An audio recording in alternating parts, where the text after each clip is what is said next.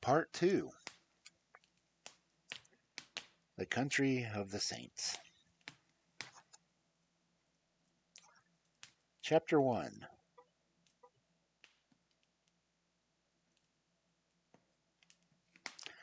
On the Great Alkali Plain. In the central portion of the great North American continent, there lies an arid and repulsive desert, which for many years served as a barrier against the advance of civilization. From the Sierra Nevada to Nebraska, and from the Yellowstone River to the north to the Colorado upon the south, is a region of desolation and silence. Nor is nature always in one mood throughout the grim district. It comprises snow-capped and lofty mountains, and dark and gloomy valleys. There are swift-flowing rivers which dash through jagged canyons, and there are enormous plains which the winter are white with snow and the summer are gray with the soughing alkali dust. They all preserve, however, the common characteristics of barrenness, inhospitality, and misery. There are no inhabitants of this land of despair. A band of Pawnees or of Blackfeet may occasionally traverse it in order to reach other hunting grounds, but the hardiest of the braves are glad to lose sight of the awesome plains, and to find themselves once more among the prairies. The coyote skulks among the scrub, the buzzard flaps heavily through the air, and the clumsy grizzly bear lumbers through the dark ravines and picks up such sustenance as it can amongst the rocks. These are the sole dwellers in the wilderness. In the whole world there can be no more dreary view than from the northern slope of the Sierra Blanco. As far as the eye can reach stretches a great flat plain land, all dusted over with patches of alkali, and intersected by clumps of the dwarfish chaparral bushes. On the extreme verge of the horizon lies a long chain of mountain peaks with their rugged summits flecked with snow. In this great stretch of the country there is no sign of life, nor of anything appertaining to life. There is no bird in the steel-blue heaven, no movement upon the dull gray earth. Above all, there is absolute silence. Listen as one may, there is no shadow of a sound in all the mighty wilderness. Nothing but silence. Complete and heart-subduing silence. It has been said that there is nothing appertaining to life upon the broad plain. That is hardly true. Looking down from the Sierra Blanco, one sees a pathway traced out across the desert. It winds away and is lost in extreme distance. It is rutted with wheels and trodden down by the feet of many adventurers. Here and there are scattered white objects which glisten in the sun and stand out amongst the dull deposits of alkali. Approach them and examine them. They are bones, some large and coarse, others smaller and more delicate. The former have belonged to oxen, and the latter to men. For 1,500 miles one may trace this ghastly caravan route by the scattered remains of those who had fallen by the wayside. Looking down on this very scene, there stood upon the 4th of May, 1847, a solitary traveler. His appearance was such that he might have been the very genius or demon of the region. An observer would have found it difficult to say whether he was nearer to 40 or to 60. His face was lean and haggard, and the brown parchment-like skin was drawn tightly over the projecting bones. His long brown hair and beard were all flecked and dashed with white. His eyes were sunken in his head, and burned with a natural luster, while his hand, which grasped the rifle, he hardly more flashy than that of the skeleton.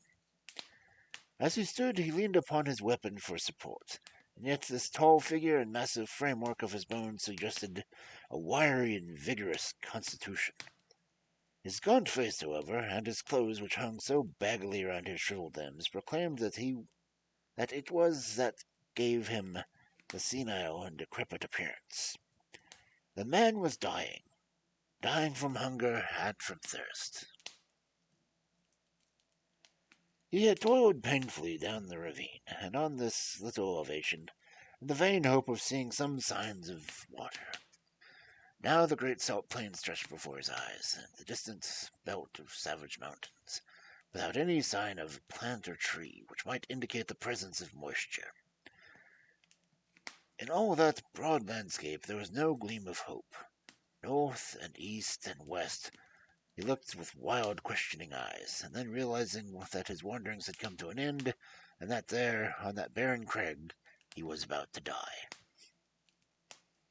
Why not here, as well as in a feather bed 20 years hence, he muttered, and he seated himself on the shelter of a boulder. Before sitting down, he had deposited upon the ground his useless rifle, and also a large bundle tied up with a grey shawl, which he had carried slung over his right shoulder. It appeared to be somewhat too heavy for his strength, for on lowering it, it came down to the ground with some little violence. Instantly there broke from the grey parcel a little moaning cry, and from it protruded a small scarred face, with very bright brown eyes, and two speckled, dimpled fists. "You've hurt me," said the childish voice reproachfully. "Have I, though?" the man said pertinently. "I didn't go to do for it." He spoke as he unwrapped the grey shawl and extracted the pretty little girl of about 5 years of age, whose dainty shoes and smart pink frock, with its little linen apron, all bespoke of a mother's care. The child was pale and wan, but her healthy arms and legs showed that she had suffered less than her companion. "How is it now?" he answered anxiously, for she was still rubbing her towsy golden curls which covered the back of her head. "Kiss it and make it well," she said, with perfect gravity, showing the injured part to him. "That's what Mother used to do. Where's Mother?" "Mother's gone. I guess you'll see her before long."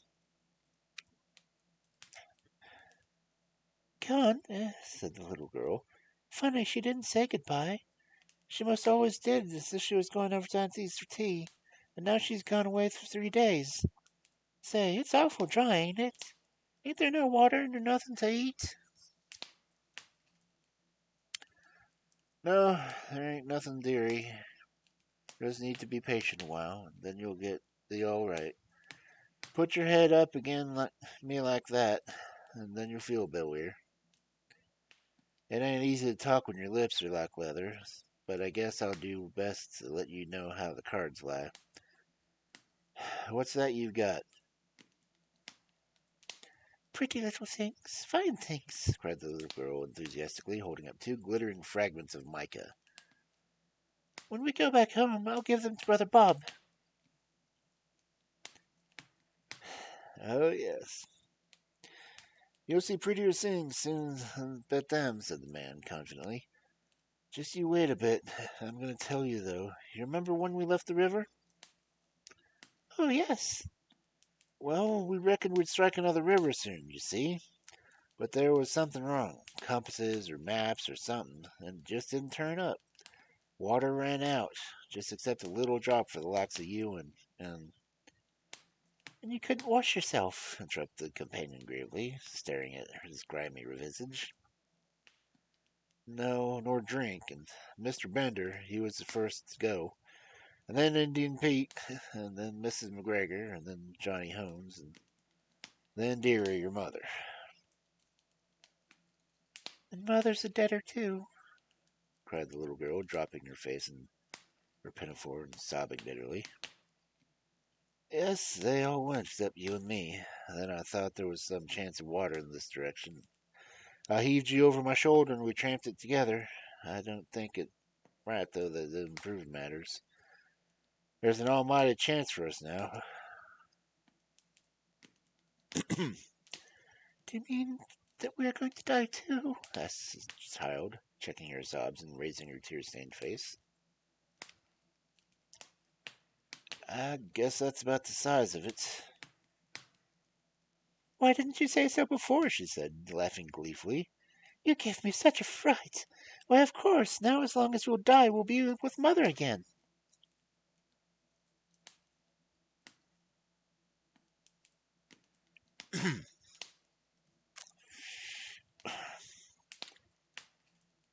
Yes, you will, dearie. And you too. I'll tell her how awful good you've been. I'll bet she meets us at the door of heaven with a big pitcher of water and a lot of buckwheat cakes, too, hot and toasted on both sides, like Bob and me was fond of. How long will it be first? I don't know. Not very long. The man's eyes were fixed north upon the northern horizon. Blue vault of the heaven there had appeared three little specks which increased in size at every moment. So rapidly did they approach, they speedily resolved themselves into three birds, which circled over the heads of the two wanderers and settled upon some rocks which overlooked them. They were buzzards, the vultures of the west, whose coming is the forerunner of death. Cocks and hens! Cried the little girl gleefully, pointing at the ill-omened forms, and clapping her hands to make them rise. Say, did God make this country? In course he did, said her companion, rather startled by this unexpected question. He made the country down in Illinois, and he made the Missouri, the little girl continued. I guess someone has made the country in these parts. It's not nearly so well done. They forgot the water and the trees. What would you think of offering up prayer? The man asked diffidently. It ain't night yet, She answered. It don't matter. It ain't quite regular. He won't mind that, you bet. You say over them ones he used to say every night in the wagon when we were out on the plains. Why don't you say some yourself? The child asked with wondering eyes. I disremember 'em, he answered. I hain't none since I was half the height of that gun. I guess it's never too late. You say 'em out loud, and I'll stand over and come by on the courses.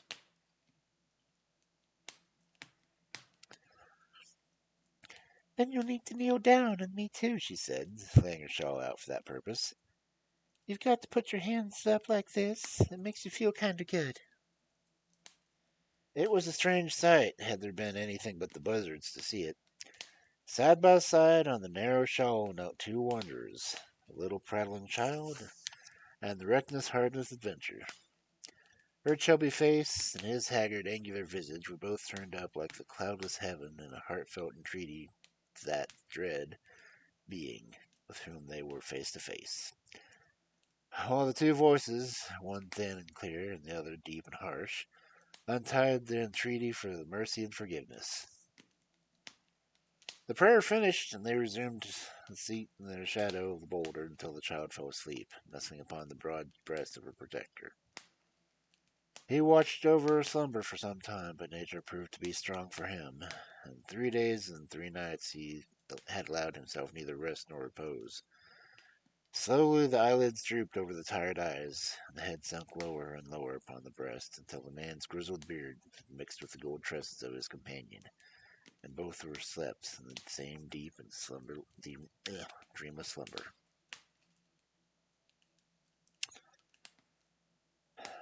Had the wanderer remained awake for another half hour, a strange sight would have met his eyes.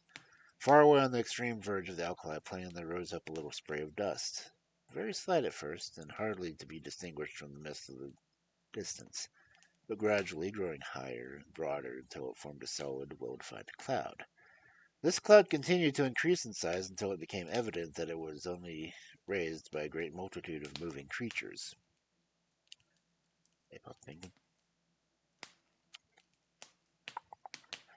In the more fertile spots, the observer would have come to the conclusion that one of those great herds of bisons which grazed upon the prairie land was approaching him. This was obviously impossible in these arid wilds. As the whirl of dust grew nearer to the solitary bluff upon which these two castaways were reposing, the canvas-covered tilts of wagons and the figures of armed horsemen began to show through the haze, and the apparition revealed itself as being a great caravan upon its journey to the west. But what a caravan! When the head of it reached the base of the mountain, the rear was not yet visible in the horizon. Right across the enormous plain stretched the straggling array, wagons and carts, men on horseback, and men on foot, and innumerable women who staggered along under burdens, and children who toddled beside the wagons, all peeped out from under the white coverings. This was evidently no ordinary party of immigrants, but rather some nomad people who had been compelled from stress and circumstances to seek themselves a new country. There rose through the clean air a confused clattering and rumbling from the great mass of humanity, with the creaking of wheels and the neighing of horses. Loud as it was not sufficient to rouse the two tired wayfarers above them. At the head of the column there rode a score or more of grave, iron-faced men, clad in somber homespun garments and armed with rifles. On reaching the base of the bluff, they halted and held a short council among themselves. "The willows are to the right, my brothers," said one, a hard-lipped, clean-shaven man with grizzly hair. "To the right of the Sierra Blanca, so we reach the Rio Grande," said another. "Fear not for water," cried a third. "Who could draw it from the rocks will not now abandon his chosen people." "Amen, amen," responded the whole party. They were about to resume their journey when one of the youngest and keenest-eyed utters an exclamation pointing to the rugged crag above them. From its summit there fluttered a little wisp of pink, showing a hard and bright light against the gray rocks behind. At the sight there was a general reining up of horses and unslinging of guns, while fresh horsemen came galloping up to reinforce the vanguard. The word "Redskins" was on every lip. "There can't be any number of Injuns here," said the elderly man who appeared at command. "We have passed the Pawnees, and there are no other tribes until we cross the great mountains." "Shall I go forward and see, Brother Stangerson?" asked one of the band. And I," cried a dozen voices. "Leave your horses below, and we will wait you there," the elder answered. In a moment the young fellows had dismounted and fastened their horses, and were ascending the precipice slope which led up to the objects which had caught their attention. They advanced rapidly and noiselessly with the confidence and dexterity of practiced scouts. The watchers from the plain below could see them flit from rock to rock until their figures stood out against the skyline. The young man who had first given the alarm was leading them. Suddenly his followers saw him throw up his hands as though overcome with astonishment, and on joining him they were reflected the same way at the sight which met their eyes. On the little plateau which crowned the barrier hills there stood a single giant boulder, and against the boulder there lay a tall man, long-bearded and hard-featured, but of an excessive thinness, and his placid face and regular breathing showed that he was fast asleep. Beside him lay a little child, with her round white arms encircled his brown sinewy neck, and her gold-haired head resting upon the breast of his velveteen tunic. Her rosy lips were parted, showing the regular line of snow-white teeth within, and a playful smile played over her infantile features. Her plump little legs, terminated in white socks and neat shoes with shining buckles, offered strange contrast to the long shriveled members of her companion. On the ledge of the rock above this strange couple there stood three solemn buzzards, who, at the sight of the newcomers, uttered raucously screams in disappointment and flapped away suddenly. The cries of the foul birds awoke the two sleepers, and stared them in their bewilderment. The man staggered to his feet and looked down upon the plain which he had seen so desolate when the sleep had overtaken him, and which now was traversed by enormous bodies of men and of beasts. His face assumed an expression of incredulity as he gazed, and passed his bony hand over his eyes. "This is what they call delirium, I guess," he muttered. The child stood beside him, holding on to the skirt of his coat, and said nothing, but looked around her in the wondering, questioning gaze of childhood. The rescuing party were speedily able to convince the two castaways that their appearance was no delusion. One of them seized the little girl and hoisted her upon his shoulders, while the other two supported the gaunt companion and assisted him towards the wagons. "My name is John Ferrier," the wanderer explained. "Me and that little one are all that's left of the 21 people. The rest is all dead of thirst and hunger down way in the south." "She your child?" someone asked. "I guess she is now," the other cried defiantly. "She is mine because I saved her. No man will take her from me. She's Lucy Ferrier from this day on." "Who are you, though?" he continued, glancing with curiosity with the stalwart sunward rescuers. "There seems to be a powerful lot of you." "Nigh upon 10,000, said one of the young men. "We are persecuted children of God, the chosen of the angel Morana." I never heard tell of him, said the wanderer. He appears to have chosen a fair crowd of you. Do not jest at that which is sacred, the other said sternly. We are of those who believe in those sacred writings drawn in Egyptian letters on plates of beaten gold, which were handed to the holy Joseph Smith of Palmyra. We have come from Nauvoo, in the state of Illinois, where we had founded our temple. We had some come to seek refuge from the violent man and from the godless, even though it be the heart of the desert. The name of Nauvoo evidently recalled recollections of John Ferrier. I see, he said. You are the Mormons. We are the Mormons, answered the companions in one voice. And where are you going? We do not know. The hand of God is leading us under the person of our prophet. You must come before him. He shall say what is to be done with you. They reached the base of the hill by this time, and were surrounded by crowds of pilgrims, pale-faced, meek-looking women, strong, laughing children, and anxious, earnest-eyed men. Many were the cries of astonishment and commiseration which arose from them when they perceived the youth of one of the strangers and the destitution of the other.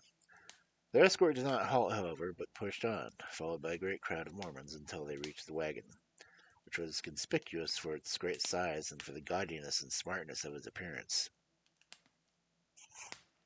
6 horses were yoked to it, whereas the others were furnished with 2, or at most a 4-piece.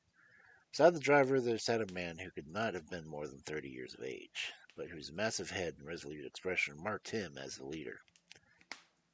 He was reading a brown-backed volume, but as the crowd appeared he laid it aside and listened attentively to the account of the episode. And then he turned to the 2 castaways. If we take you with us, he said, in solemn words, it can only be as believers in our own creed. We shall have no wolves in our fold. Better far that your bones should bleach in the wilderness than you should prove to be that little speck of decay which in time corrupts the whole fruit. Will you come with us on these terms? I guess we'll come with you on any terms, said Ferrier, whose such emphasis gave the elders could not restrain a smile. The leader alone retained his stern, impressive expression. Take him, Brother Staggerson, he said. Give him food and drink, and the child likewise. Let it be your task also to teach them our holy creed. We've delayed long enough. Forward, on to Zion!